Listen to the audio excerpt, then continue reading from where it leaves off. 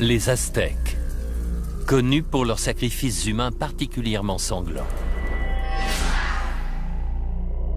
Mais il y a 5 siècles, une menace encore plus meurtrière a plané sur l'Amérique centrale, exterminant jusqu'à 80% de la population locale. C'était une maladie mystérieuse et inconnue, et elle était horrible. On pense généralement que les Aztèques ont disparu à cause d'un événement historique précis. Les maladies du vieux continent, importées par les envahisseurs espagnols. Aujourd'hui, des recherches scientifiques suggèrent un scénario totalement différent pour cette tragédie humaine. Si cette nouvelle théorie se confirme, le sort qui s'est abattu sur les Aztèques pourrait frapper de nouveau au XXIe siècle.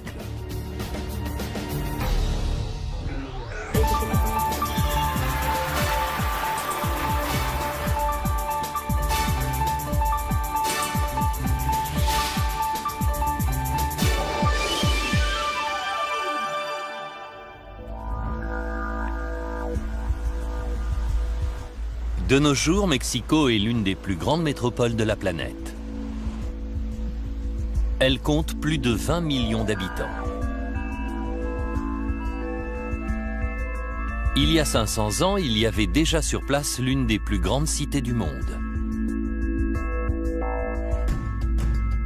Tenochtitlan, avec une population de plus de 200 000 personnes, était la capitale d'une société très développée sur le plan technologique.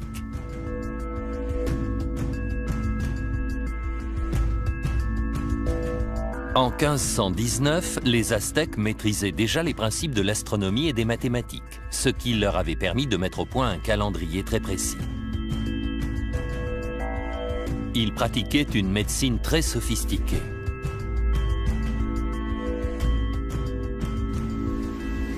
Et ils avaient bâti un réseau complexe d'aqueducs pour approvisionner leur capitale tentaculaire en eau douce.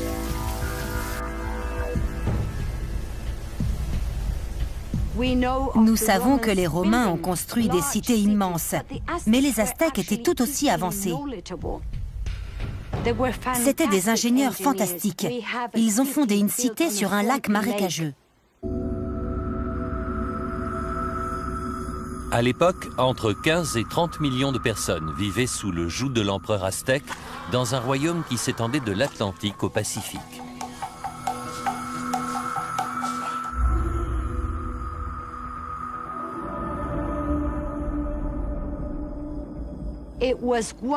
C'était l'un des plus grands empires du Nouveau Monde. En 1519, la ville de Tenochtitlan prospérait depuis près de 2 siècles. Mais sa fin était proche.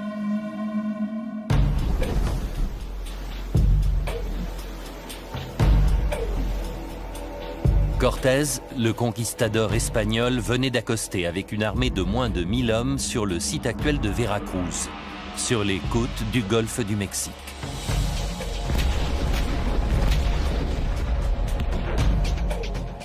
Rapidement, il a renversé l'empereur Montezuma en combinant la ruse politique, la force militaire et la chance.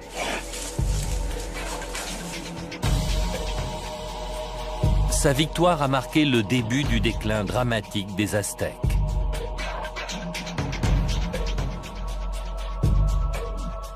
Quand les Espagnols ont débarqué sur le sol mexicain, les autochtones étaient au moins 15 millions. Et pourtant, un demi-siècle plus tard, 80% de la population avait été décimée.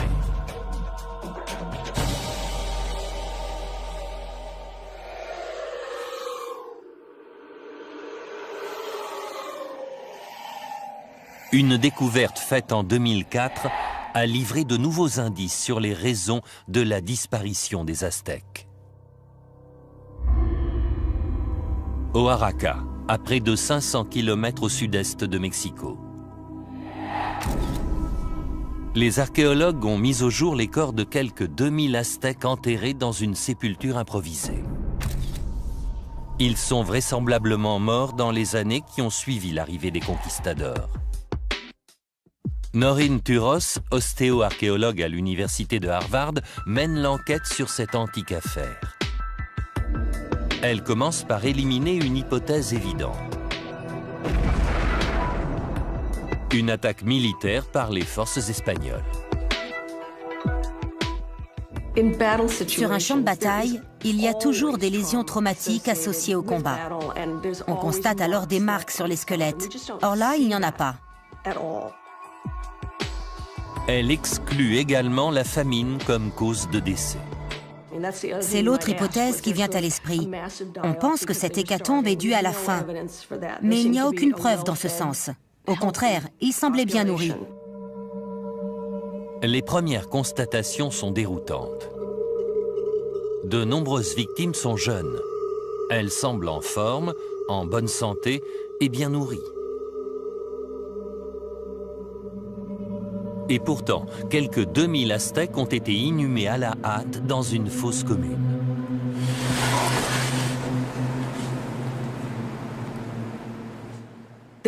Visiblement, les gens pensaient qu'il était capital de les enterrer très rapidement.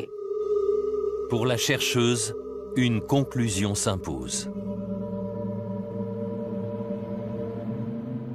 On peut supposer qu'ils sont morts de maladie. Le diagnostic posé par Noreen Turos semble conforter ce que nous disent les livres d'histoire. La thèse officielle est que les conquistadors sont arrivés avec une arme bien plus redoutable que leurs mousquets et leur habileté politique. Les maladies du vieux continent.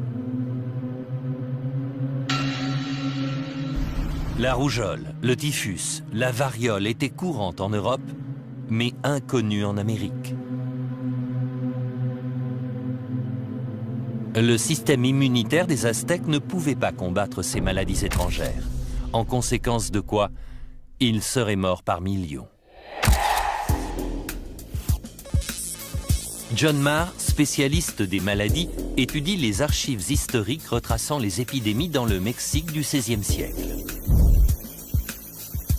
De nombreux Aztèques ont succombé à des maladies importées, mais il pense que beaucoup plus ont été victimes d'un tueur très différent. Son intuition est confirmée par un rapport rédigé par Francisco Hernandez, médecin personnel du roi Philippe II d'Espagne, et basé sur les autopsies des victimes d'une épidémie de 1576.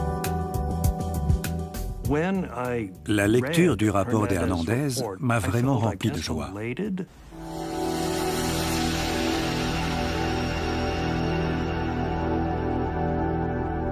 Ce document, resté inexploité durant 4 siècles, décrit les constatations des médecins ayant autopsié les victimes aztèques. Chez certains, la gangrène avait envahi les lèvres. D'autres avaient certaines parties du corps putréfiées et du sang qui coulait des oreilles.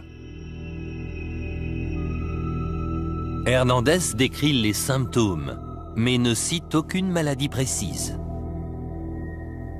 Hernandez était espagnol et il avait sans doute vu des centaines, voire des milliers de cas de variole, de typhus et même de peste quand il vivait en Espagne. Donc, à son arrivée dans le Nouveau Monde, en voyant ses patients, il a su que ce n'était pas l'une de ces maladies. Hernandez n'a donc pas identifié la maladie et pour John Marr, cela ne peut vouloir dire qu'une chose. Visiblement, ça ne ressemblait à rien de ce qu'on connaissait sur le vieux continent. Les Espagnols qui l'ont observé ne l'ont pas reconnu. C'était une maladie mystérieuse et inconnue, et elle était horrible.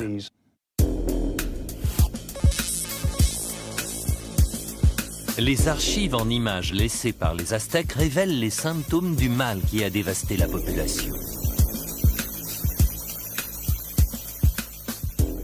Ce dessin date sans doute du milieu du XVIe siècle.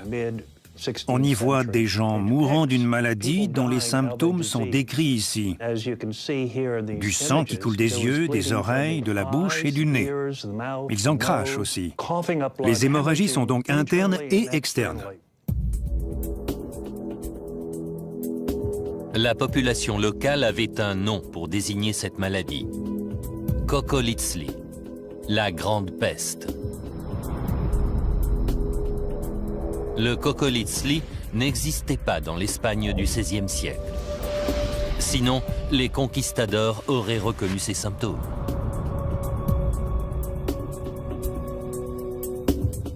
John Marr pense que c'était une fièvre hémorragique originaire des Amériques. Un virus mortel, caractérisé par des saignements incontrôlables. Nous avons un équivalent moderne, un mal terrifiant qui a ravagé certaines régions d'Afrique. La fièvre Ebola. Cette découverte est inquiétante. On a longtemps pensé que la chute de l'Empire aztèque était due à un funeste concours de circonstances. Le premier contact entre des peuples ayant des maladies et des immunités différentes.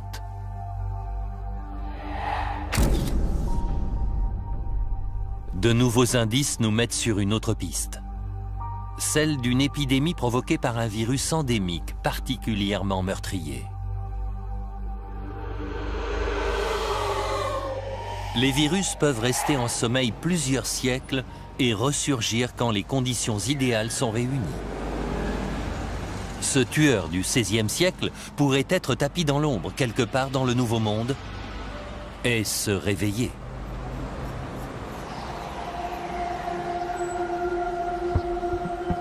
Le médecin Rodolfo Acuna Soto est sur les traces du virus de Cocolitzli.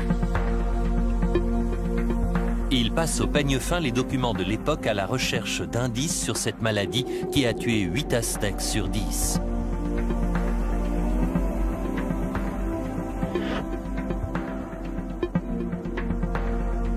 Les conquistadors espagnols ont laissé des archives détaillées.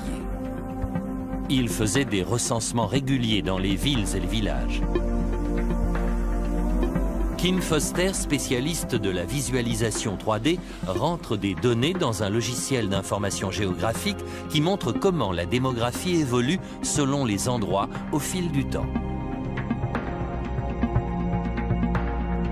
Peu à peu, on voit apparaître l'ampleur de la tragédie aztèque.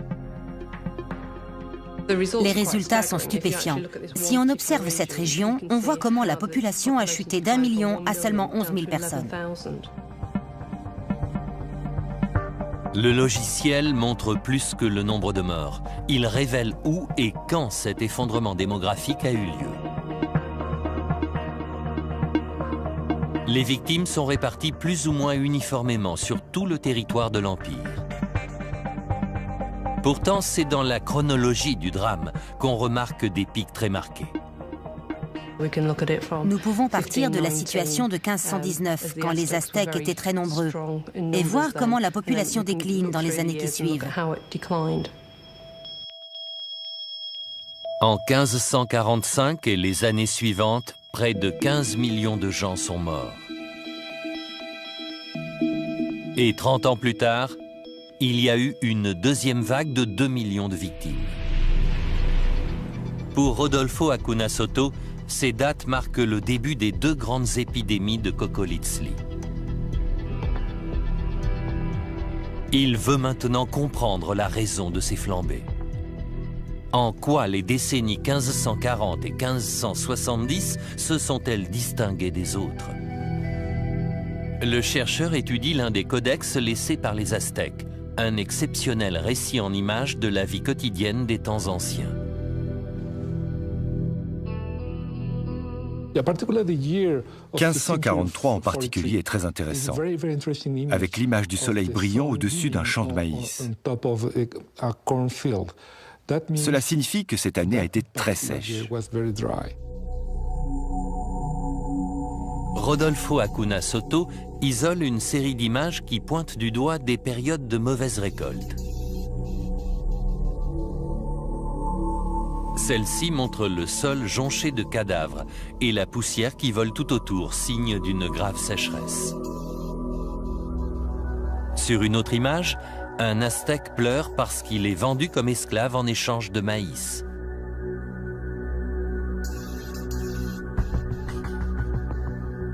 Ici, un sacrifice est destiné à stopper la famine.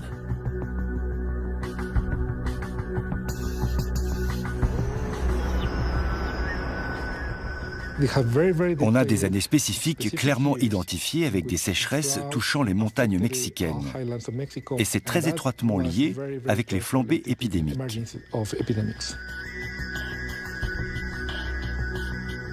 La sécheresse peut-elle expliquer la virulence du Coccolizli?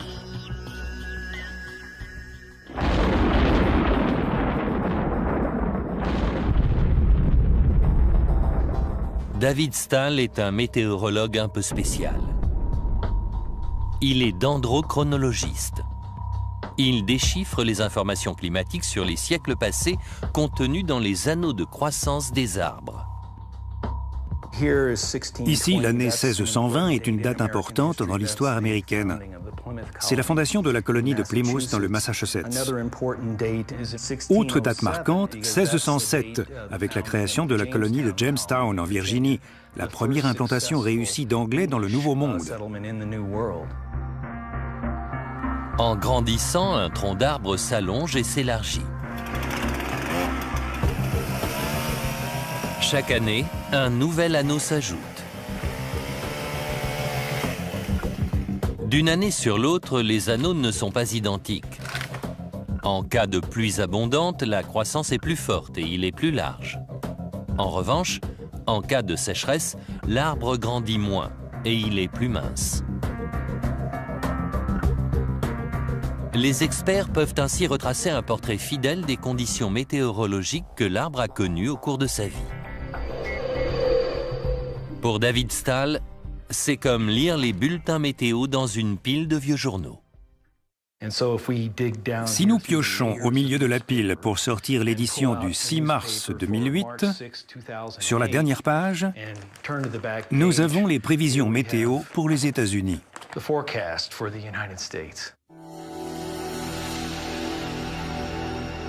David Stahl se rend au Mexique pour enquêter sur les conditions climatiques du territoire aztèque dans les années qui ont précédé les grandes épidémies de 1545 et 1576.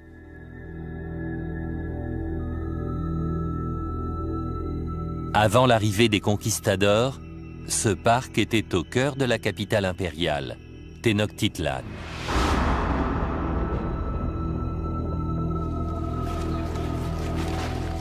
Ces arbres sont une précieuse base de données environnementales sur l'époque.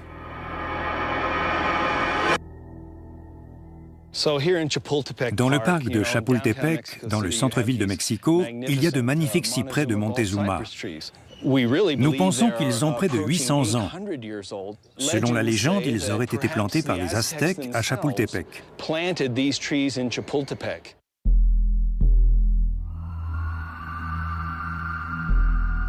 Le scientifique étudie les anneaux de croissance de cette antique forêt. Il obtiendra ainsi une image nette des conditions météo à l'époque des épidémies. Pour lui, ce qui s'est passé juste avant 1545 est clair et inédit. Ici, nous voyons le début d'une sécheresse grave et prolongée. Nous savons qu'elle a été la plus marquée des 5 derniers siècles.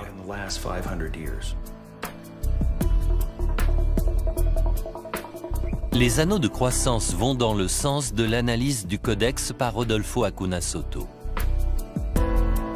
Les épidémies ont été précédées par plusieurs années particulièrement sèches. Mais quand David Stahl pousse son investigation plus loin, les choses se précisent et se compliquent. 1545, la première année de l'épidémie, a un anneau très large.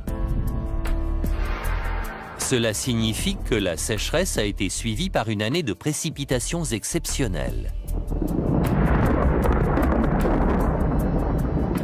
Cet événement climatique inhabituel se produit de nouveau juste avant la deuxième épidémie. Au milieu de cette période de sécheresse, il y a un anneau de croissance plus large que la moyenne pour l'année 1576. Ainsi, à chaque épidémie de Coccolizli, le même scénario climatique s'est répété.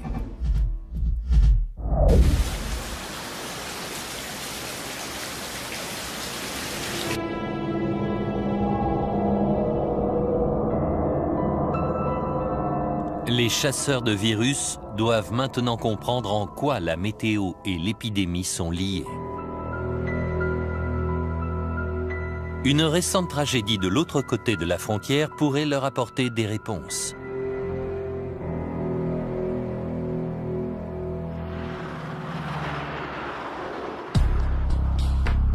Mai 1993. La région des Four Corners, carrefour de l'Arizona, du Nouveau-Mexique, du Colorado et de l'Utah, a connu une météo comparable à celle qui semble associée aux épidémies aztèques.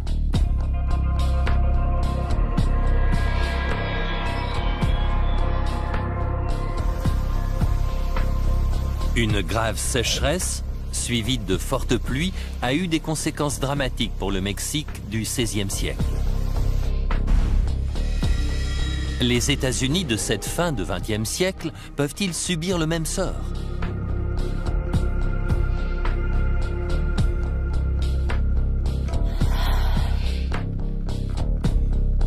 Un jeune homme est conduit dans un hôpital du Nouveau-Mexique pour des difficultés respiratoires. L'équipe médicale fait son possible, en vain. Le patient meurt et sa fiancée aussi. Les autorités recensent 5 décès similaires.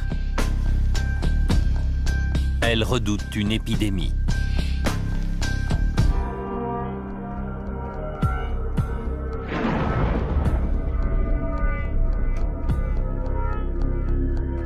Atlanta, Géorgie. Le CDC, Centre pour le contrôle et la prévention des maladies, fait autorité dans le monde entier. C'est la première ligne de défense des États-Unis contre les infections contagieuses non identifiées. Son département agent pathogène est mis sur l'affaire. John Krebs et l'équipe du CDC se lancent sur la piste du coupable pour enrayer l'épidémie.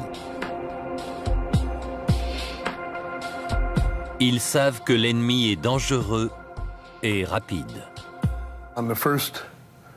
Sur la première radio, prise le 27 mai, on voit que les poumons sont relativement clairs, malgré quelques infiltrations sur la partie inférieure. Le 30 mai, les poumons sont remplis de liquide. Les experts du CDC identifient la cause du décès.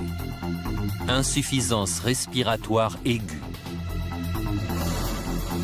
Des analyses plus précises relient ce problème pulmonaire avec un agent pathogène spécifique, une souche mortelle et jusque-là inconnue d'hantavirus.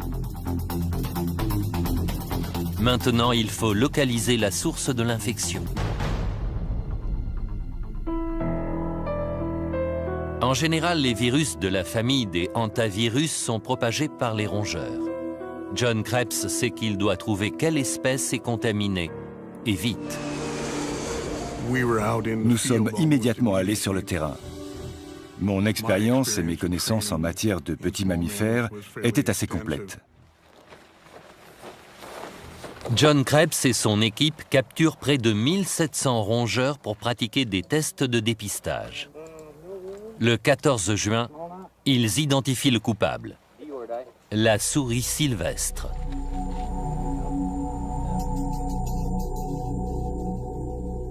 Les rongeurs sont éliminés des zones habitées.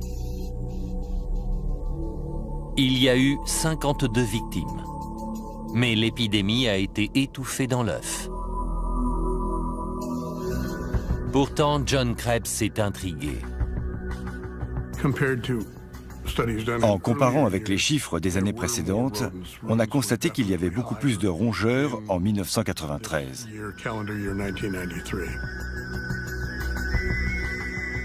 En fait, dans la région des Four Corners, la population des souris sylvestres a été multipliée par 10 pour cette seule année.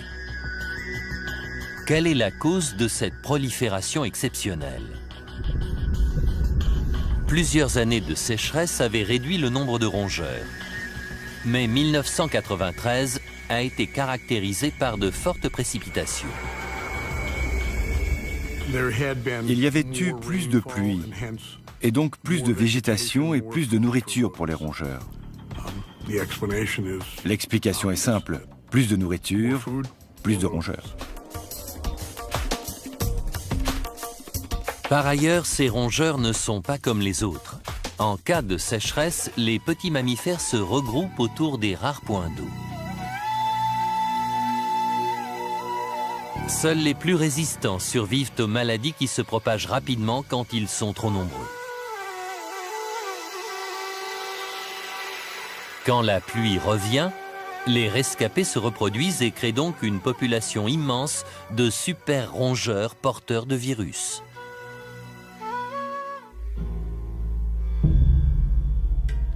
Il semble qu'un enchaînement d'événements similaires se soit produit à l'époque aztèque. Le bilan humain a été bien plus lourd.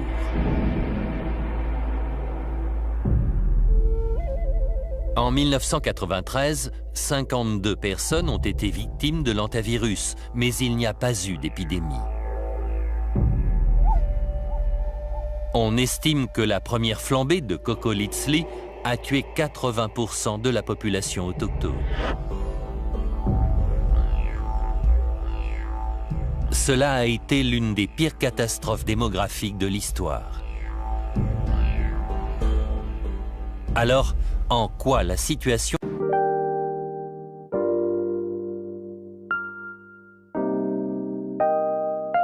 était-elle différente au XVIe siècle? La réponse se trouve peut-être dans le virus lui-même et sa manière subtile et meurtrière de muter. Les virus dominent notre planète. Nous sommes environ 6 milliards, mais il y a sans doute 1000 fois plus de virus. D'une certaine manière, nous vivons dans leur monde. Ces formes de vie très simples ne peuvent pas survivre seules. Elles ont besoin d'un hôte. Ils sont incapables de se reproduire tout seuls. C'est leur gros problème.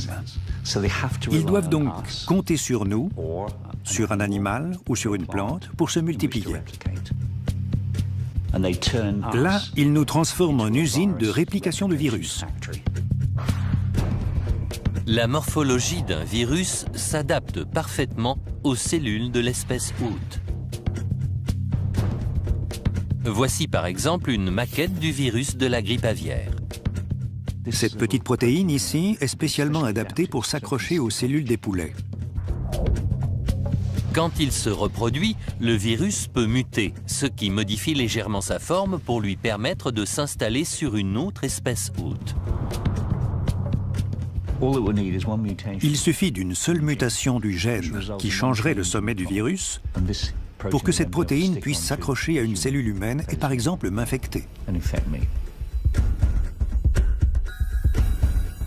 Pour changer d'espèce, la bonne mutation est nécessaire et dans le cas des Aztèques, il faut que le virus puisse passer d'un rongeur à un humain.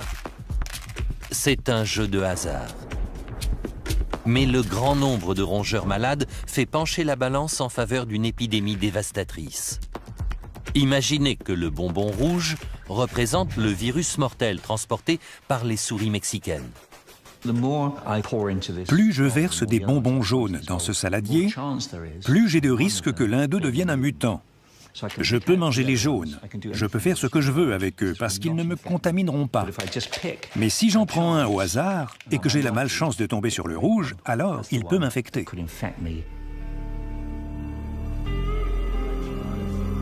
C'est ce qui s'est passé pour les deux épidémies du XVIe siècle et la flambée d'hantavirus de 1993. Mais au Mexique, le nombre de victimes et la vitesse de propagation du virus laissent penser qu'il y a eu une deuxième mutation.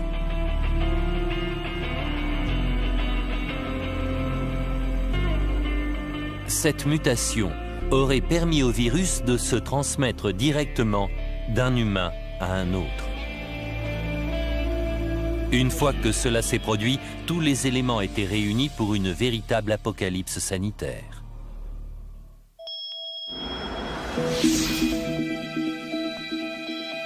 La transmission interhumaine du virus Coccolizli pourrait avoir fait jusqu'à 17 millions de morts dans le Mexique du XVIe siècle. Pourtant, il y a un mystère. Pourquoi ce virus américain a-t-il tué tant d'Aztèques et si peu d'Espagnols?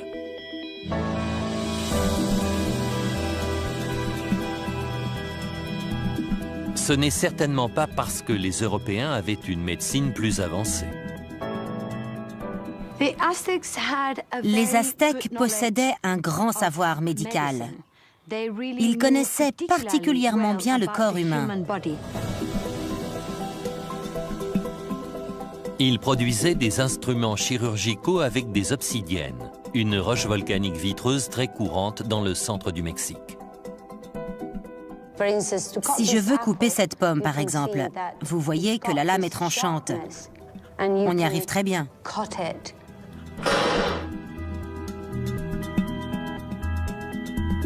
Leur pharmacopée était si efficace que les Aztèques ont même soigné les envahisseurs espagnols.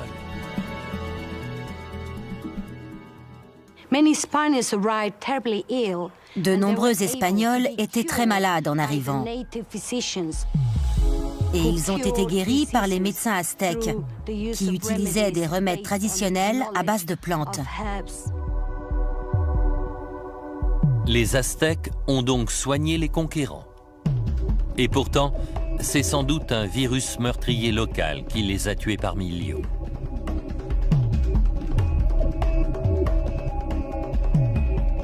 La réponse à cette question se trouve peut-être dans l'histoire ancienne de la race humaine. Tout commence avec un petit groupe vivant il y a 100 000 ans en Afrique. Tous les habitants actuels de la planète sont les descendants de cette population de quelques milliers d'individus. C'est la source de tous les ADN d'aujourd'hui.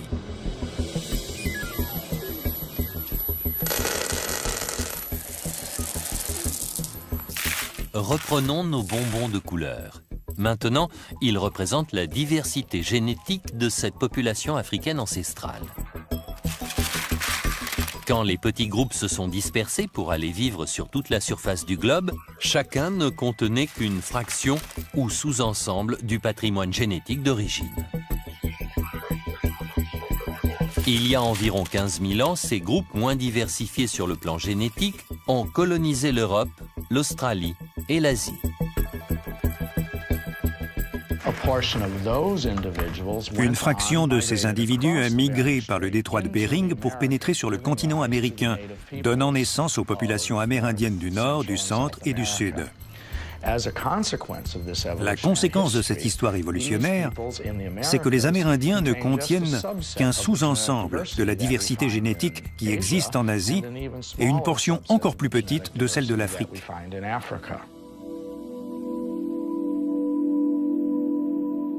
Imaginons que ces clés soient des gènes. Plus il y en a, plus on a de chances de réussir à ouvrir un cadenas donné. Chaque cadenas représente un virus potentiel différent. De leur côté, les clés symbolisent un élément du code génétique capable de combattre une infection. Je peux passer en revue tous les virus susceptibles d'attaquer le système immunitaire d'une population très diversifiée. Je trouve presque toujours la bonne clé pour que le système immunitaire fasse bien son travail. Plus la diversité génétique est grande, plus on a de chances d'être en mesure de repousser un envahisseur.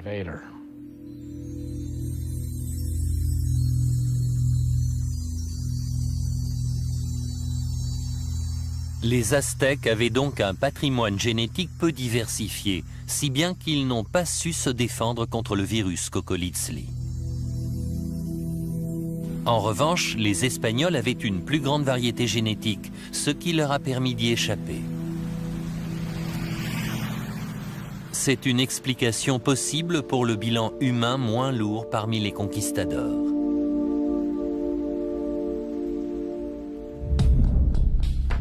Pourtant, le médecin mexicain Rodolfo Acuna Soto a fait une découverte qui remet en question la thèse génétique comme seule solution de cette énigme.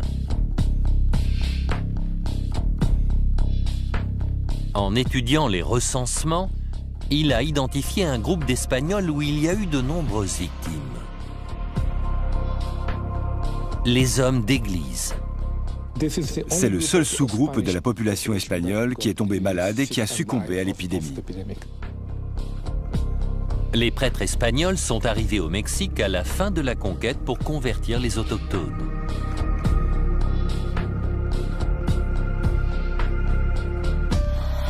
Ils se différenciaient de leurs compatriotes par un détail.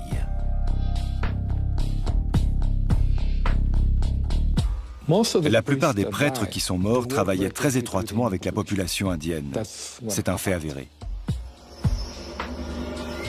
Cela suggère que quelque chose dans les conditions de vie partagées par les Aztèques et les prêtres a rendu le Cocolitzli particulièrement mortel.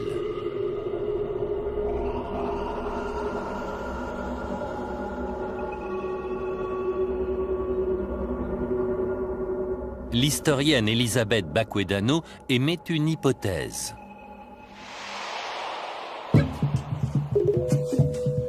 Avant l'arrivée des conquistadors, les Aztèques cultivaient le maïs sur de petites parcelles familiales. Les Espagnols ont mis en place un système à grande échelle, quasi industrialisé pour produire de la farine et du pain européen.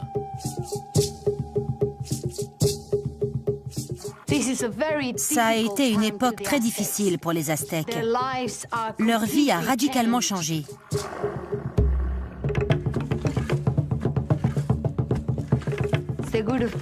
Ils devaient travailler de l'aube à très tard le soir.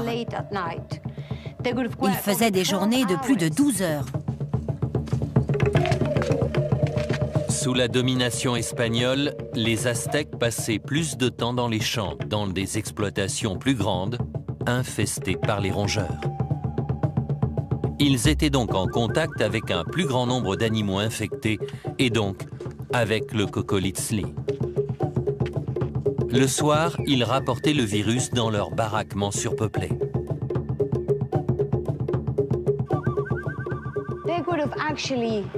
Ils dormaient à plus d'une douzaine dans cette pièce, dans des conditions sordides et très pénibles. Dans ces habitations bondées, le virus avait une foule de victimes à sa disposition. C'est peut-être là que s'est produite la deuxième mutation cruciale. La maladie pouvait désormais se transmettre d'homme à homme.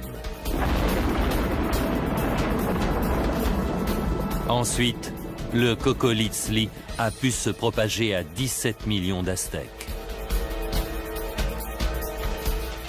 Pour Rodolfo Acuna Soto, cette tragédie a été déclenchée par une longue période de sécheresse.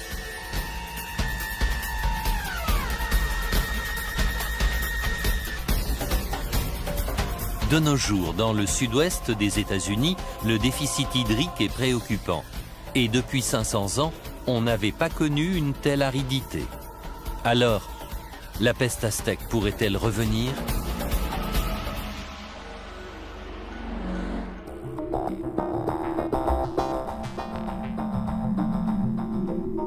Les scientifiques commencent à comprendre comment les tendances météorologiques extrêmes du passé peuvent se répéter à l'avenir.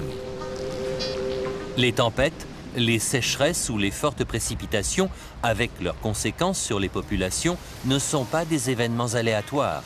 Ils sont influencés par les cycles atmosphériques. Les fluctuations climatiques à long terme sont provoquées par des changements de pression atmosphérique sur la surface du globe. Grâce à la pression qui est à l'intérieur, ce ballon reste gonflé.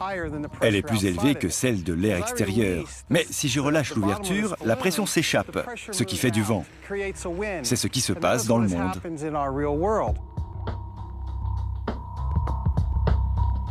Quand l'air se réchauffe, il se dilate et devient moins dense, ce qui crée des zones de basse pression. L'air se dirige vers les zones de basse pression. Tout comme ici, l'air va de l'intérieur à l'extérieur du ballon. Le vent provoque des courants au-dessus des océans qui font circuler la chaleur sur la surface du globe.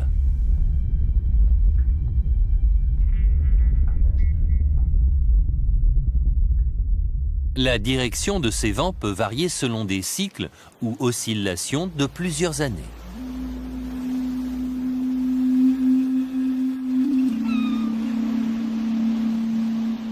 C'est un phénomène que les pêcheurs sud-américains connaissent depuis des siècles.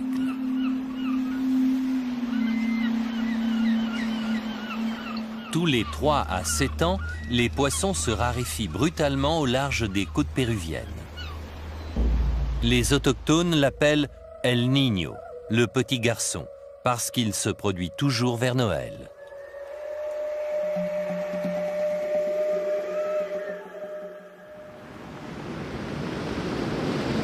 Cette disparition des poissons est due à un changement cyclique de la pression atmosphérique au-dessus du Pacifique.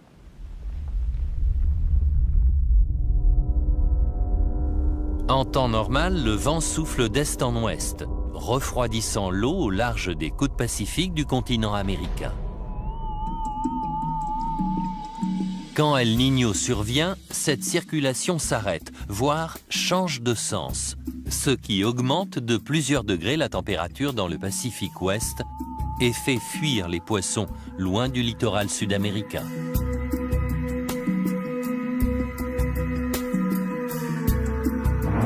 La variation cyclique des températures de surface dans le Pacifique a des effets très marqués sur le climat de la planète. On constate des sécheresses, des tempêtes dévastatrices et une élévation du niveau de la mer pouvant aller jusqu'à 30 cm.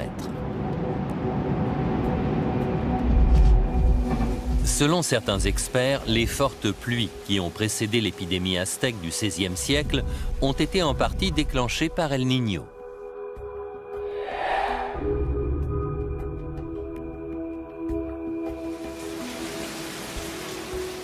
Mais El Niño n'est que l'une des 3 grandes fluctuations météorologiques ayant une influence sur le climat américain. Les 2 autres ont un cycle encore plus long.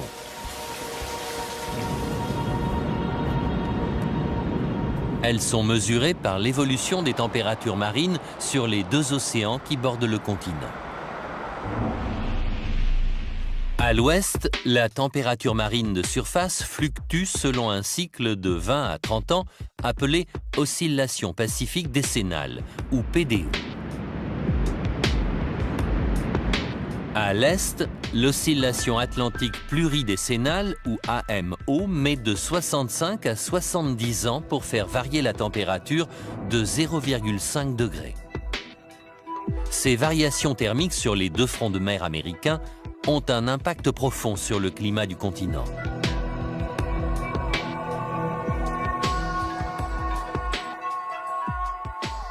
Ces 2 images nous montrent que si on a un Atlantique nord chaud et un Pacifique tropical froid, cela se traduit par la sécheresse que nous avons actuellement dans l'ouest des États-Unis. Quand la situation est inverse, à savoir quand la température de surface est froide dans l'Atlantique Nord et chaude dans l'est du Pacifique tropical, il y a de l'humidité en Amérique du Nord.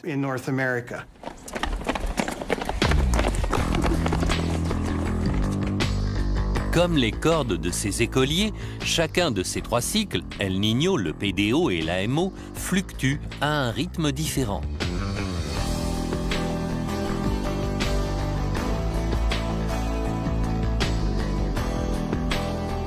Et chacune de ces oscillations se déroule sur des années, voire des décennies, si bien qu'une conjonction particulièrement dangereuse des 3 ne se produit qu'1 ou 2 fois par millénaire. Quand ils joignent leurs forces, ces 3 phénomènes météorologiques peuvent provoquer des sécheresses très graves en Amérique. C'est justement ce qui s'est passé au XVIe siècle et qui a entraîné le déclin des Aztèques.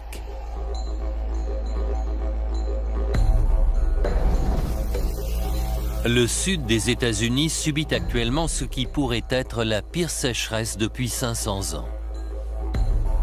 Pour tout dire, depuis l'époque aztèque.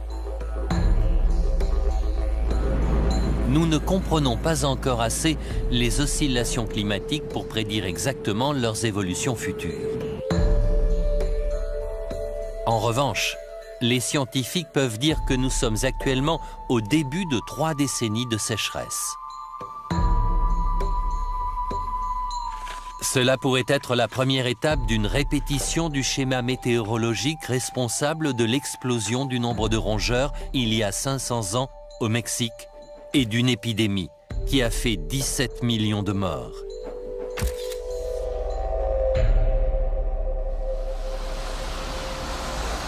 Et aujourd'hui, le réchauffement climatique pourrait créer le 2e ingrédient meurtrier nécessaire pour provoquer une catastrophe.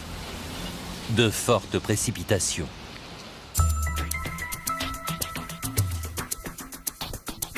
L'augmentation des gaz à effet de serre piège un plus grand volume de chaleur solaire dans l'atmosphère.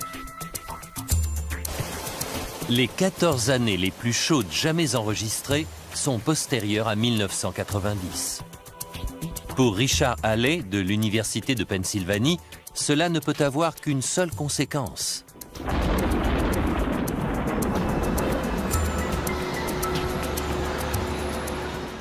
Dans un monde plus chaud, l'air est plus humide. Les océans couvrent une surface immense, et si l'air au-dessus d'eux est plus chaud, ils captent plus d'humidité.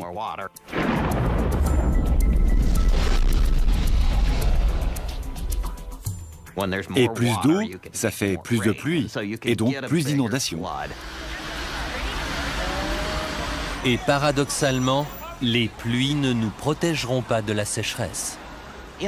Dans un monde plus chaud, on a plus de pluie, mais aussi plus d'évaporation. Les pluies sont abondantes, mais tout sèche très vite. Donc dans un monde plus chaud, on peut avoir à la fois plus d'inondations et plus de sécheresse. Nous pourrions donc être nous aussi confrontés à cette alliance fatale de sécheresse et de précipitations extrêmes qui a tué des millions d'Aztèques autrefois.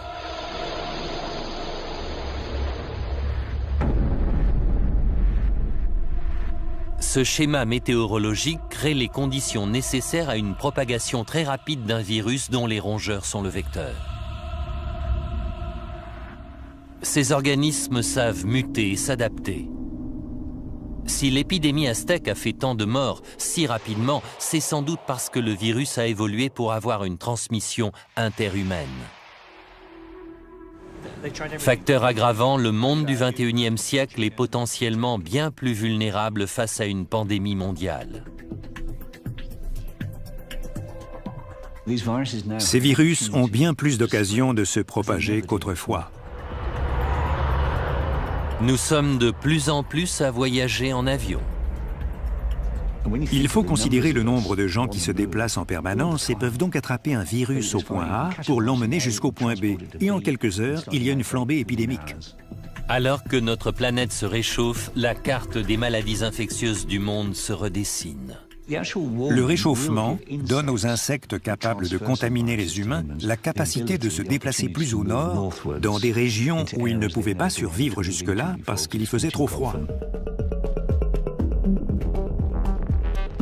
Aujourd'hui, il y a plus de 6 milliards d'humains sur la planète et la croissance démographique est sans précédent.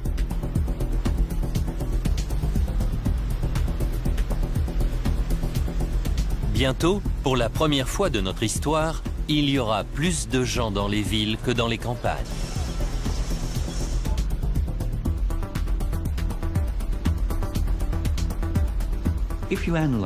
Aujourd'hui, la vraie menace, ce n'est pas Al-Qaïda ou le bioterrorisme, ce sont les maladies infectieuses mondiales. C'est ça le danger. Aujourd'hui, une pandémie meurtrière pourrait se propager plus vite et plus loin que jamais auparavant.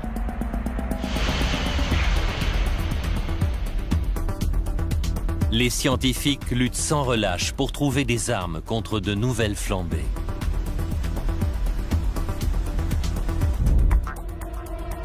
S'ils échouent, le destin des Aztèques il y a 500 ans nous laisse entrevoir le terrible prix que nous aurons à payer.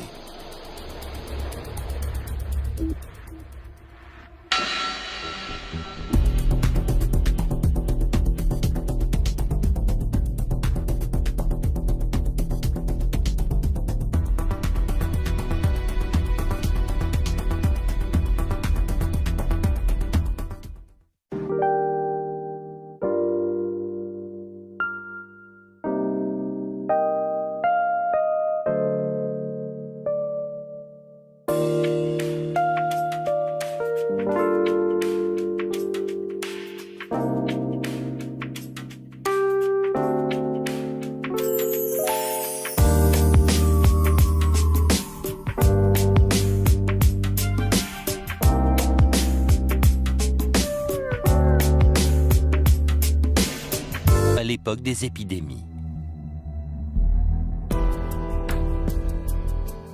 Pour lui, ce qui s'est passé juste avant 1545 est clair et inédit. Ici, nous voyons le début d'une sécheresse grave et prolongée. Nous savons qu'elle a été la plus marquée des 5 derniers siècles.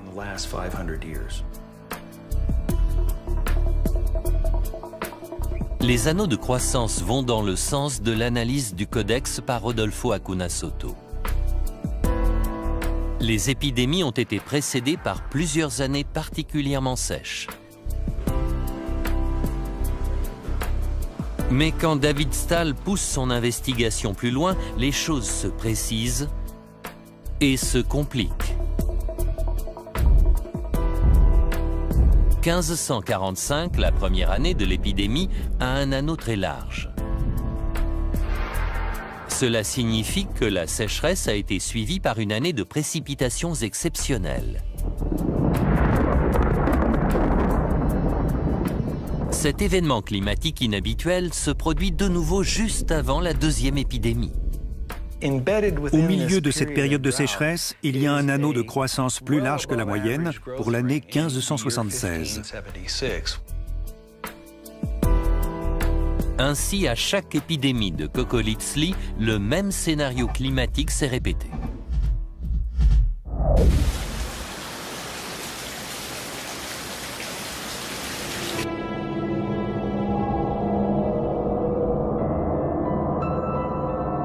Les chasseurs de virus doivent maintenant comprendre en quoi la météo et l'épidémie sont liées.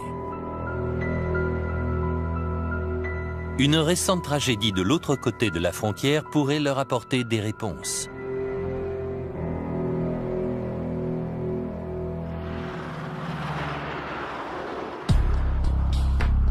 Mai 1993. La région des Four Corners, carrefour de l'Arizona, du Nouveau-Mexique, du Colorado et de l'Utah, a connu une météo comparable à celle qui semble associée aux épidémies aztèques.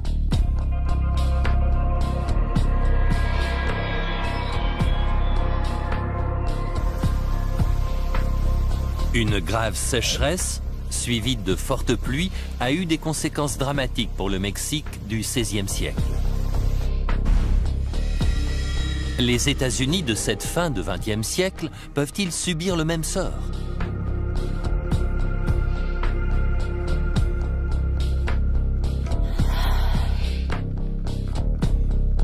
Un jeune homme est conduit dans un hôpital exceptionnel. Cet événement climatique inhabituel se produit de nouveau juste avant la deuxième épidémie. Au milieu de cette période de sécheresse, il y a un anneau de croissance plus large que la moyenne pour l'année 1576. Ainsi, à chaque épidémie de Kokolitsli, le même scénario climatique s'est répété.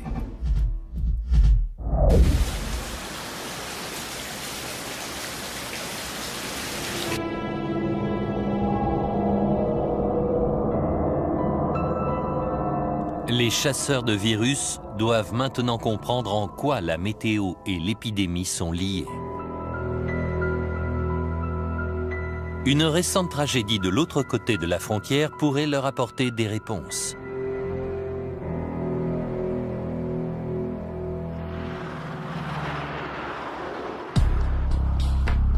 Mai 1993. La région des Four Corners, carrefour de l'Arizona, du Nouveau-Mexique, du Colorado et de l'Utah, a connu une météo comparable à celle qui semble associée aux épidémies aztèques.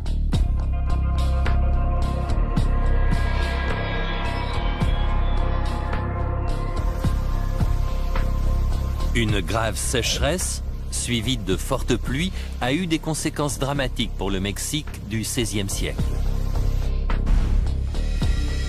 Les États-Unis de cette fin de XXe siècle peuvent-ils subir le même sort?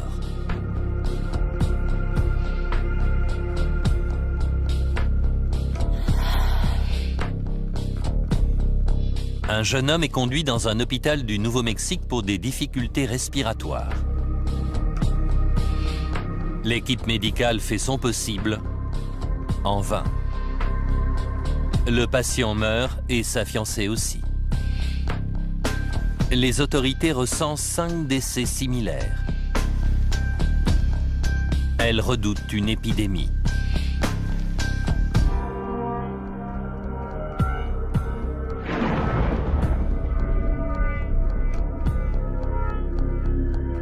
Atlanta, Géorgie. Le CDC, Centre pour le contrôle et la prévention des maladies, fait autorité dans le monde entier. C'est la première ligne de défense des États-Unis contre les infections contagieuses non identifiées. Son département agent pathogène est mis sur l'affaire. John Krebs et l'équipe du CDC se lancent sur la piste du coupable pour enrayer l'épidémie. 93.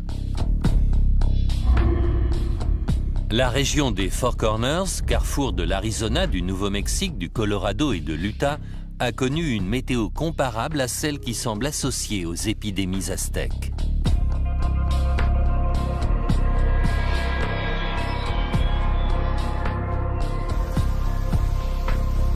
Une grave sécheresse, suivie de fortes pluies, a eu des conséquences dramatiques pour le Mexique du XVIe siècle. Les États-Unis de cette fin de XXe siècle peuvent-ils subir le même sort?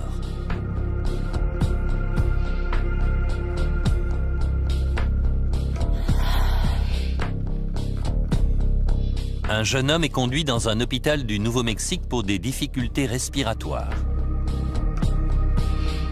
L'équipe médicale fait son possible, en vain. Le patient meurt et sa fiancée aussi. Les autorités recensent 5 décès similaires. Elles redoutent une épidémie.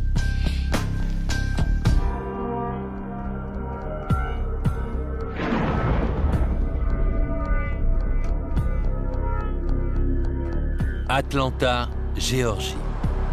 Le CDC, Centre pour le contrôle et la prévention des maladies, fait autorité dans le monde entier. C'est la première ligne de défense des États-Unis contre les infections contagieuses non identifiées. Son département agent pathogène est mis sur l'affaire. John Krebs et l'équipe du CDC se lancent sur la piste du coupable pour enrayer l'épidémie. Ils savent que l'ennemi est dangereux et rapide.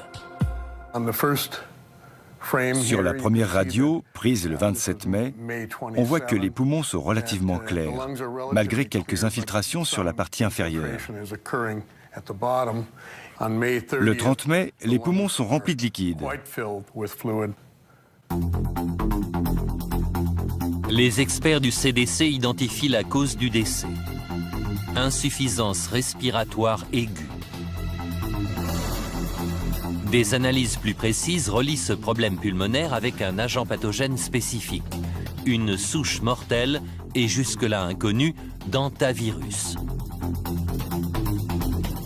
Maintenant, il faut localiser la source de l'infection.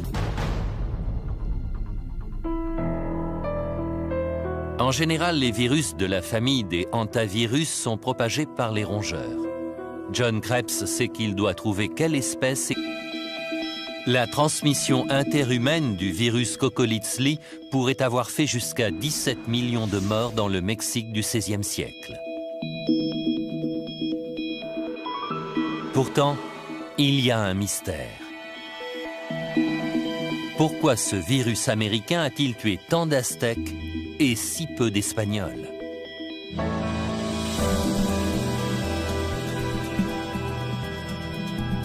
Ce n'est certainement pas parce que les Européens avaient une médecine plus avancée. Les Aztèques possédaient un grand savoir médical. Ils connaissaient particulièrement bien le corps humain. Ils produisaient des instruments chirurgicaux avec des obsidiennes, une roche volcanique vitreuse très courante dans le centre du Mexique. Si je veux couper cette pomme, par exemple, vous voyez que la lame est tranchante. On y arrive très bien.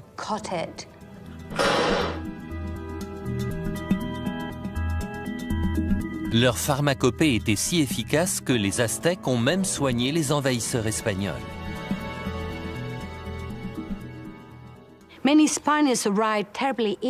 De nombreux Espagnols étaient très malades en arrivant.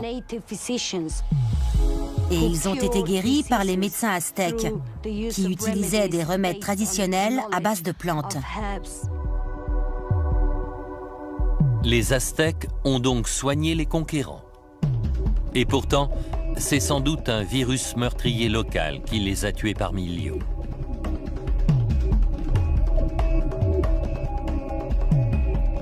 La réponse à cette question se trouve peut-être dans l'histoire ancienne de la race humaine.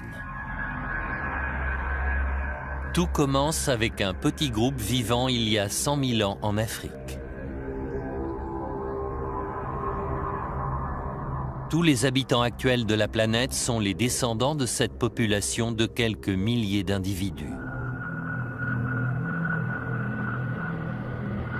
C'est la source de tous les ADN d'aujourd'hui.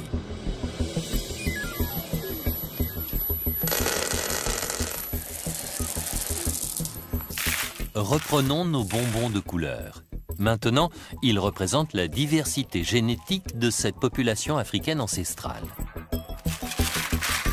Quand les petits groupes se sont dispersés pour aller vivre sur toute la surface du globe, chacun ne contenait qu'une fraction ou sous-ensemble du patrimoine génétique d'origine. Il y a environ 15 000 ans, ces groupes moins diversifiés sur le plan génétique ont colonisé l'Europe, l'Australie et l'Asie. En 1519, les Aztèques maîtrisaient déjà les principes de l'astronomie et des mathématiques, ce qui leur avait permis de mettre au point un calendrier très précis. Ils pratiquaient une médecine très sophistiquée.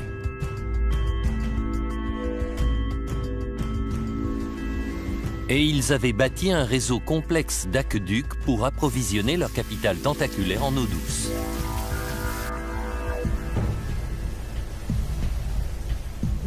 Nous savons que les Romains ont construit des cités immenses, mais les Aztèques étaient tout aussi avancés. C'étaient des ingénieurs fantastiques. Ils ont fondé une cité sur un lac marécageux. À l'époque, entre 15 et 30 millions de personnes vivaient sous le joug de l'empereur aztèque dans un royaume qui s'étendait de l'Atlantique au Pacifique.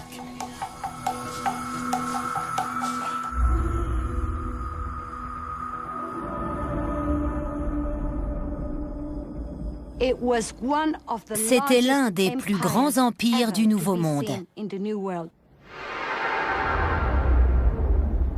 En 1519, la ville de Tenochtitlan prospérait depuis près de 2 siècles. Mais sa fin était proche.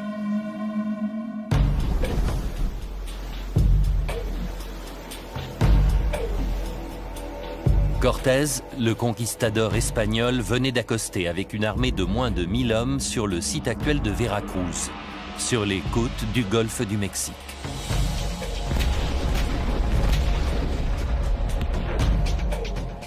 Rapidement, il a renversé l'empereur Montezuma en combinant la ruse politique, la force militaire et la chance.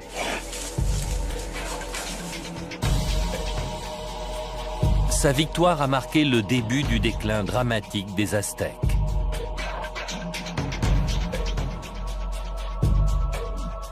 Quand les Espagnols ont débarqué sur le sol mexicain, les autochtones étaient au moins 15 millions. Et pourtant, un demi-siècle plus tard, 80% de la population avait été décimée.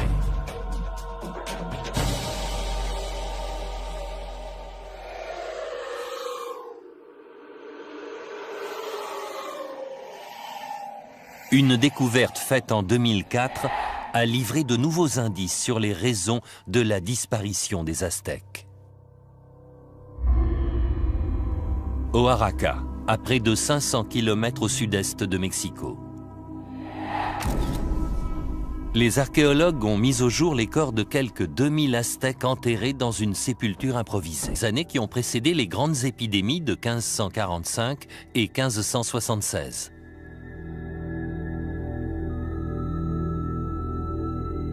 Avant l'arrivée des conquistadors, ce parc était au cœur de la capitale impériale, Tenochtitlan.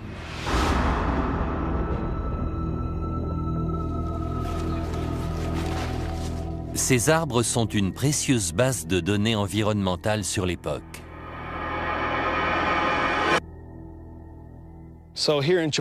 Dans le parc de Chapultepec, dans le centre-ville de Mexico, il y a de magnifiques cyprès de Montezuma. Nous pensons qu'ils ont près de 800 ans. Selon la légende, ils auraient été plantés par les Aztèques à Chapultepec.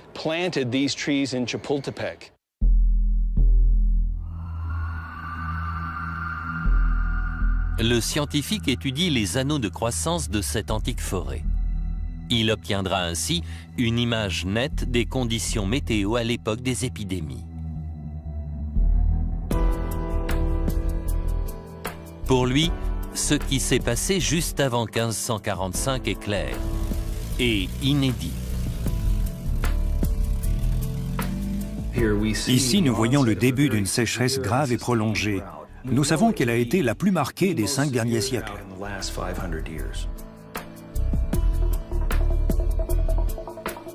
Les anneaux de croissance vont dans le sens de l'analyse du codex par Rodolfo Acuna Soto.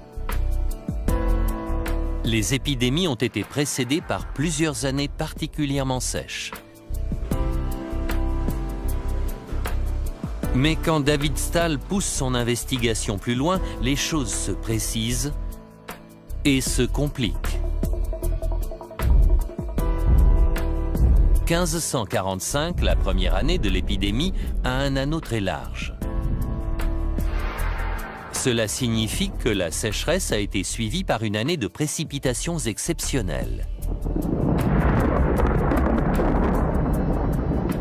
Cet événement climatique inhabituel se produit de nouveau juste avant la deuxième épidémie. Au milieu de cette période de sécheresse, il y a un anneau de croissance plus large que la moyenne pour l'année 1576. Ainsi, à chaque épidémie de Kokolitsli, le même scénario climatique s'est répété.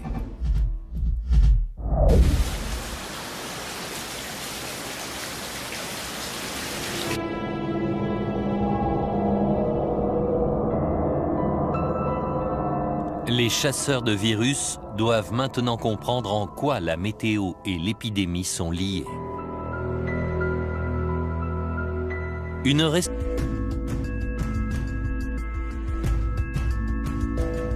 En 1519, les Aztèques maîtrisaient déjà les principes de l'astronomie et des mathématiques, ce qui leur avait permis de mettre au point un calendrier très précis.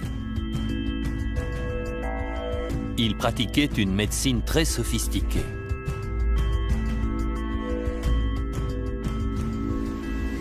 Et ils avaient bâti un réseau complexe d'aqueducs pour approvisionner leur capitale tentaculaire en eau douce.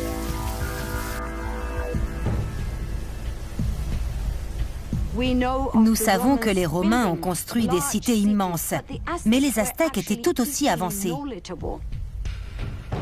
C'étaient des ingénieurs fantastiques. Ils ont fondé une cité sur un lac marécageux. À l'époque, entre 15 et 30 millions de personnes vivaient sous le joug de l'empereur aztèque dans un royaume qui s'étendait de l'Atlantique au Pacifique.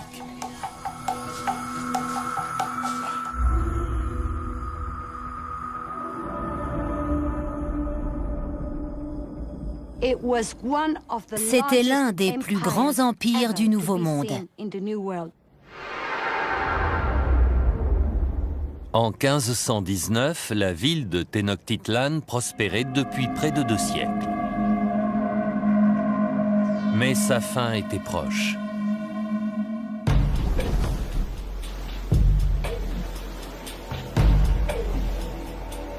Cortés, le conquistador espagnol, venait d'accoster avec une armée de moins de 1000 hommes sur le site actuel de Veracruz, sur les côtes du golfe du Mexique.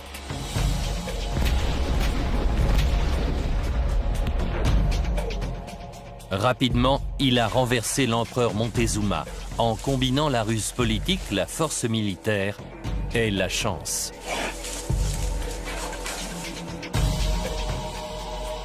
Sa victoire a marqué le début du déclin dramatique des Aztèques.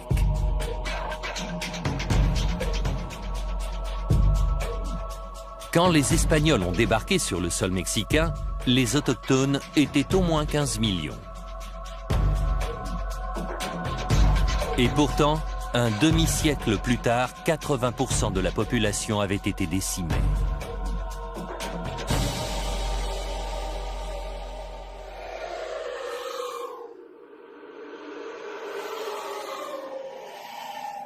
Une découverte faite en 2004 a livré de nouveaux indices sur les raisons de la disparition des Aztèques.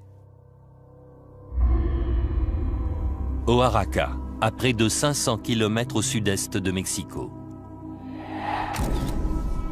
Les archéologues ont mis au jour tous les 3 à 7 ans, les poissons se raréfient brutalement au large des côtes péruviennes. Les autochtones l'appellent El Niño, le petit garçon, parce qu'il se produit toujours vers Noël.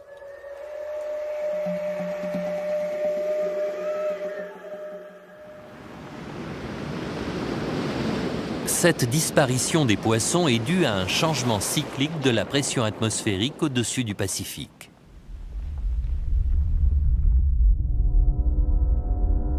En temps normal, le vent souffle d'est en ouest, refroidissant l'eau au large des côtes pacifiques du continent américain. Quand El Niño survient, cette circulation s'arrête, voire change de sens, ce qui augmente de plusieurs degrés la température dans le Pacifique Ouest et fait fuir les poissons loin du littoral sud-américain.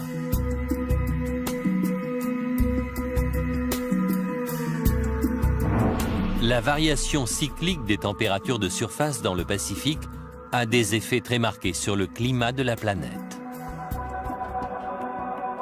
On constate des sécheresses, des tempêtes dévastatrices et une élévation du niveau de la mer pouvant aller jusqu'à 30 cm. Selon certains experts, les fortes pluies qui ont précédé l'épidémie aztèque du XVIe siècle ont été en partie déclenchées par El Niño.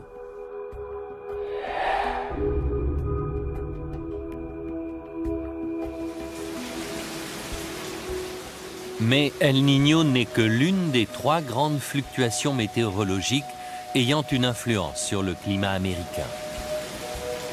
Les 2 autres ont un cycle encore plus long.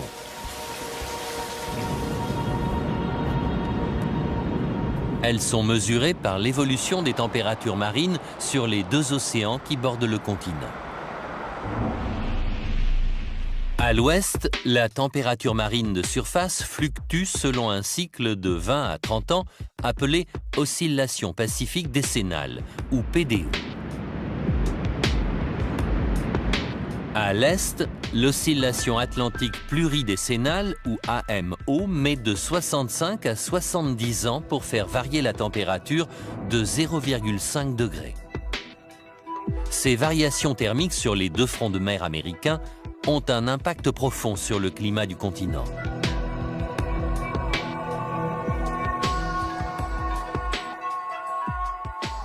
Ces 2 images nous montrent que si on a un Atlantique nord chaud et un Pacifique tropical froid, cela se traduit par la sécheresse que nous avons actuellement dans l'ouest des États-Unis.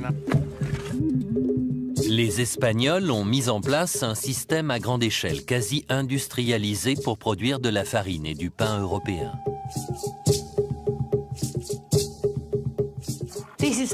Ça a été une époque très difficile pour les Aztèques. Leur vie a radicalement changé.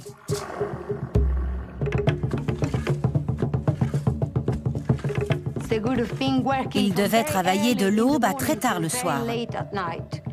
Ils faisaient des journées de plus de 12 heures. Sous la domination espagnole, les Aztèques passaient plus de temps dans les champs, dans des exploitations plus grandes, infestées par les rongeurs. Ils étaient donc en contact avec un plus grand nombre d'animaux infectés et donc avec le Coccolizli. Le soir, ils rapportaient le virus dans leurs baraquements surpeuplés.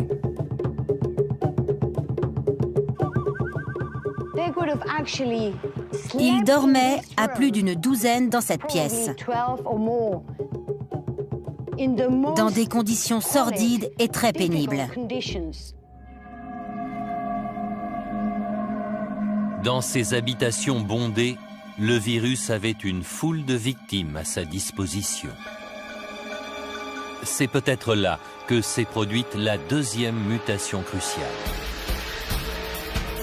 La maladie pouvait désormais se transmettre d'homme à homme.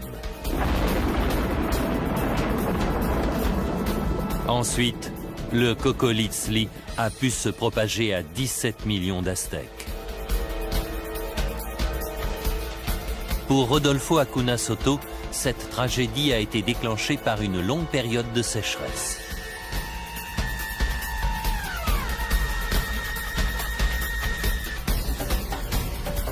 De nos jours, dans le sud-ouest des États-Unis, le déficit hydrique est préoccupant.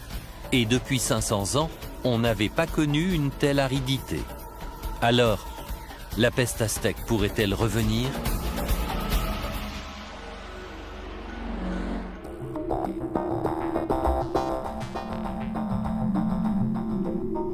Les scientifiques commencent à comprendre comment les tendances météorologiques extrêmes du passé peuvent se répéter à l'avenir. Les tempêtes, les sécheresses ou les fortes précipitations, avec leurs conséquences sur les populations, ne sont pas des événements aléatoires. Ils sont influencés par les cycles atmosphériques.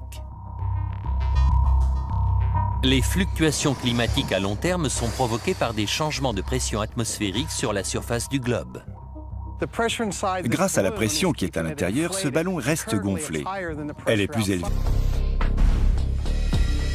Les États-Unis de cette fin de XXe siècle peuvent-ils subir le même sort ?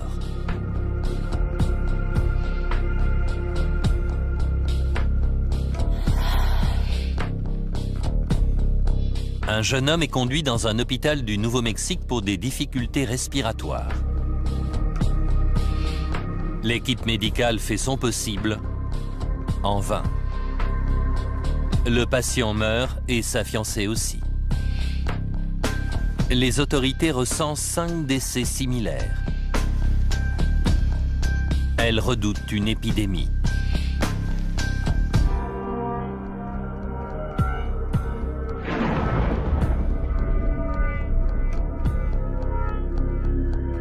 Atlanta, Géorgie. Le CDC, Centre pour le contrôle et la prévention des maladies, fait autorité dans le monde entier. C'est la première ligne de défense des États-Unis contre les infections contagieuses non identifiées. Son département agent pathogène est mis sur l'affaire. John Krebs et l'équipe du CDC se lancent sur la piste du coupable pour enrayer l'épidémie. Ils savent que l'ennemi est dangereux et rapide. Sur la première radio, prise le 27 mai, on voit que les poumons sont relativement clairs, malgré quelques infiltrations sur la partie inférieure. Le 30 mai, les poumons sont remplis de liquide. Les experts du CDC identifient la cause du décès. Insuffisance respiratoire aiguë. Des analyses plus précises relient ce problème pulmonaire avec un agent pathogène spécifique, une souche mortelle et jusque-là inconnue d'hantavirus. Maintenant, il faut localiser la source de l'infection. En général, les virus de la famille des hantavirus sont propagés par les rongeurs. John Krebs sait qu'il doit trouver quelle espèce est contaminée, et vite. Nous sommes immédiatement allés sur le terrain. Mon expérience et mes connaissances en matière de petits mammifères étaient assez complètes.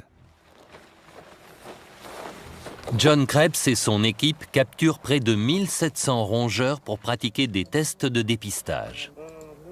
Le 14 juin, ils identifient le coupable, la souris sylvestre.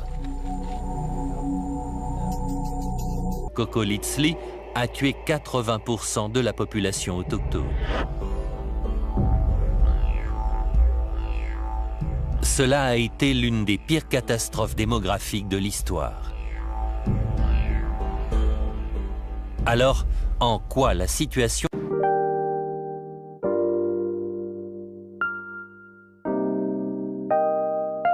était-elle différente au XVIe siècle? La réponse se trouve peut-être dans le virus lui-même et sa manière subtile et meurtrière de muter.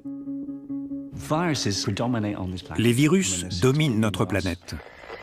Nous sommes environ 6 milliards, mais il y a sans doute 1000 fois plus de virus. D'une certaine manière, nous vivons dans leur monde. Ces formes de vie très simples ne peuvent pas survivre seules. Elles ont besoin d'un hôte. Ils sont incapables de se reproduire tout seuls. C'est leur gros problème.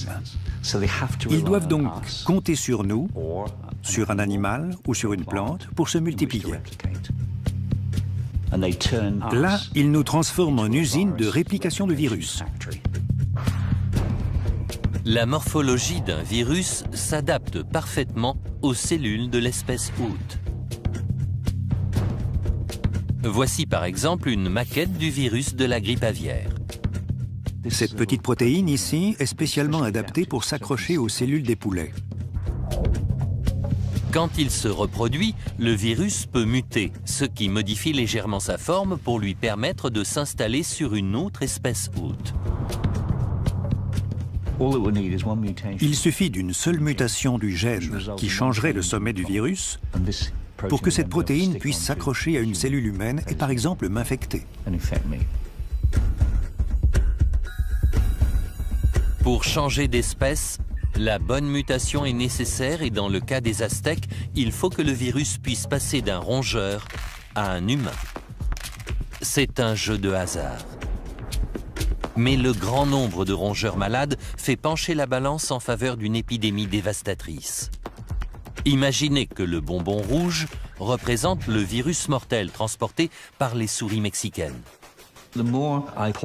Plus je verse des bonbons jaunes dans ce saladier, plus j'ai de risques que l'un d'eux devienne un mutant. Je peux manger les jaunes, je peux faire ce que je veux avec eux parce qu'ils ne me contamineront pas. Mais si j'en prends un au hasard et que j'ai la malchance de tomber sur le rouge, alors il peut m'infecter.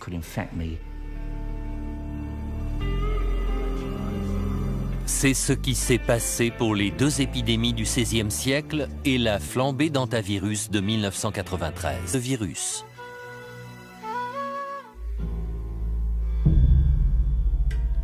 Il semble qu'un enchaînement d'événements similaires se soit produit à l'époque aztèque. Le bilan humain a été bien plus lourd.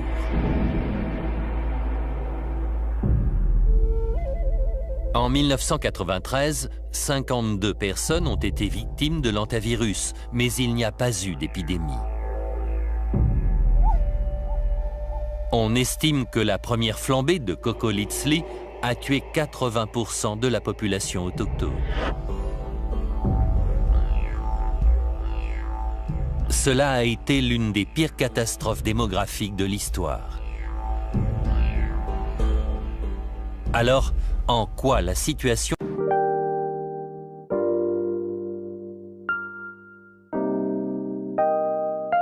était-elle différente au XVIe siècle?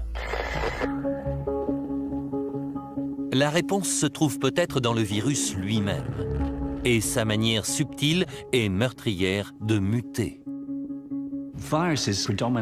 Les virus dominent notre planète. Nous sommes environ 6 milliards, mais il y a sans doute 1000 fois plus de virus. D'une certaine manière, nous vivons dans leur monde. Ces formes de vie très simples ne peuvent pas survivre seules. Elles ont besoin d'un hôte. Ils sont incapables de se reproduire tout seuls. C'est leur gros problème. Ils doivent donc compter sur nous, sur un animal ou sur une plante pour se multiplier. Là, ils nous transforment en usine de réplication de virus. La morphologie d'un virus s'adapte parfaitement aux cellules de l'espèce hôte. Voici par exemple une maquette du virus de la grippe aviaire. Cette petite protéine ici est spécialement adaptée pour s'accrocher aux cellules des poulets. Quand il se reproduit, le virus peut muter, ce qui modifie légèrement sa forme pour lui permettre de s'installer sur une autre espèce hôte. Il suffit d'une seule mutation du gène qui changerait le sommet du virus pour que cette protéine puisse s'accrocher à une cellule humaine et par exemple m'infecter. Pour changer d'espèce, la bonne mutation est nécessaire et dans le cas des Aztèques, il faut que le virus puisse passer d'un rongeur à un humain. C'est un jeu de hasard. Mais le grand nombre de rongeurs malades fait pencher la balance en faveur d'une épidémie dévastatrice. Imaginez que le bonbon rouge représente